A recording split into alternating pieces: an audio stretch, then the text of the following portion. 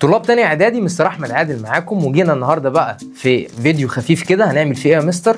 هنلخص جرامر نص المنهج يونت 7 و8 و9 بسرعه كده مع بعض.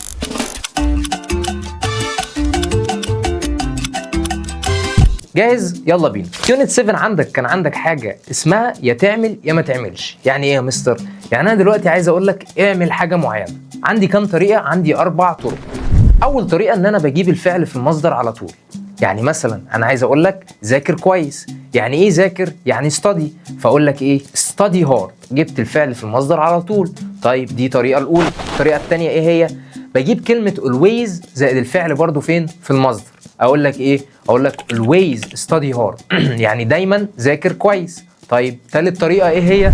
remember زائد to زائد الفعل في المصدر، بمعنى تذكر او افتكر ان انت تعمل حاجه معينه.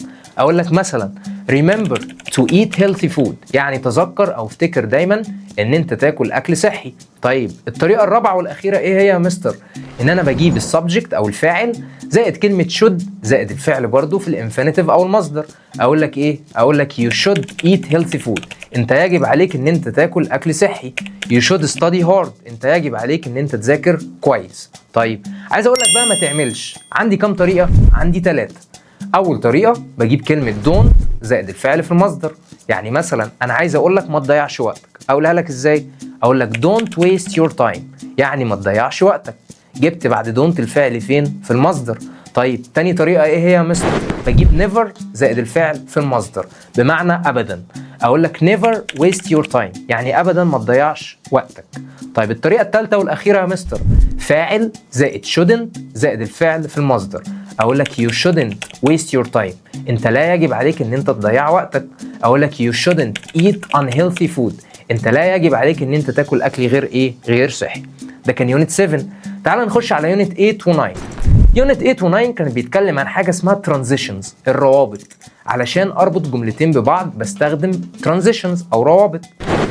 طيب كان عندي رابطين بيدلوا على السبب. ايه هما يا مستر؟ كلمه because وكلمه since. مكانهم فين يا مستر؟ مكانهم في نص الجمله.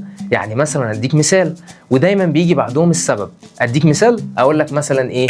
I didn't go to school، انا ما روحتش للمدرسه because او since I was tired، علشان انا كنت ايه؟ تعبان.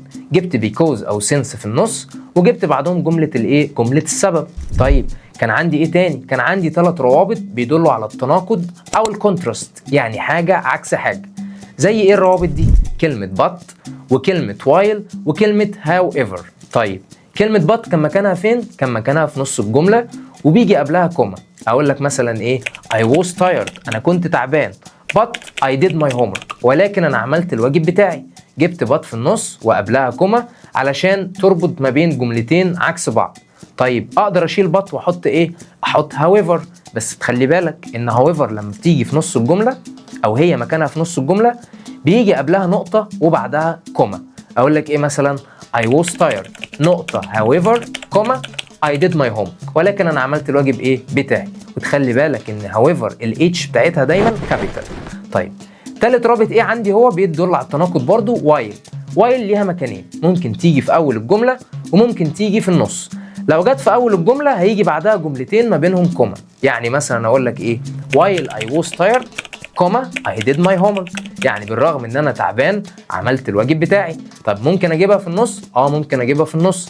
اقول لك I did my homework while I was tired، انا عملت الواجب ولكن او بالرغم ان انا كنت ايه؟ تعبان. بس تخلي بالك ان while لما بتيجي في النص بشيل الايه؟ بشيل الكوما. طيب اخر 3 روابط معايا ايه هما؟ بيدلوا على النتيجه، يعني بيجي بعدهم دايما جمله النتيجه. زي ايه يا مستر؟ كلمه so، كلمه therefore، واخر حاجه معانا اسمها ايه؟ as a result. طيب كلمه so بتيجي فين؟ في نص الجمله قبلها كوما. يعني مثلا اقول لك ايه مثلا؟ I didn't go to school او I was tired، انا كنت تعبان. so لذلك او نتيجه على كده I didn't go to school، ما رحتش للمدرسه. دايما so بتيجي في النص وقبلها كوما وبعدها جمله النتيجه. طيب اقولها لك ازاي؟ او اجيب as a result ازاي؟ as a result و therefore بيجوا برضو في نص الجمله بس قبلهم فاصله منقوطه اللي اسمها سيمي كولون وبعدها او بعدهم كوما. يعني مثلا اقول لك ايه؟ اقول لك I was tired، انا كنت تعبان. therefore او as a result I didn't go to school. نتيجة على ذلك ما رحتش للايه؟ ما رحتش للمدرسة. قبلهم فاصلة منقوطة وبعدهم كوما. طيب اخر حاجة اقولها لك قبل ما ننهي، ايه هي يا مستر؟ ان لو جاب لك جملة مثلا زي I was او I didn't go to school because I was tired. انا ما رحتش المدرسة علشان او بسبب ان انا كنت مريض. خلي بالك ان بعد بيكوز جه جمله الايه؟ جمله السبب. جبت لك بين الاقواس في سؤال الريرايت وقلت لك استخدم سو، وانا وانت عارفين ان سو بتدل على النتيجه، فكده انا لازم اشقلب الجمله بتاعتي، لان سو بيجي بعدها جمله النتيجه مش جمله السبب. فاقول لك ايه بقى؟ I was tired، انا كنت تعبان. So I didn't go to school، لذلك او نتيجه على كده انا ما رحتش للايه؟ ما رحتش للمدرسه. ده كان تلخيص جرامر نص المنهج، واستنونا ان شاء الله في الفيديو الجاي تلخيص النص الثاني للمنهج.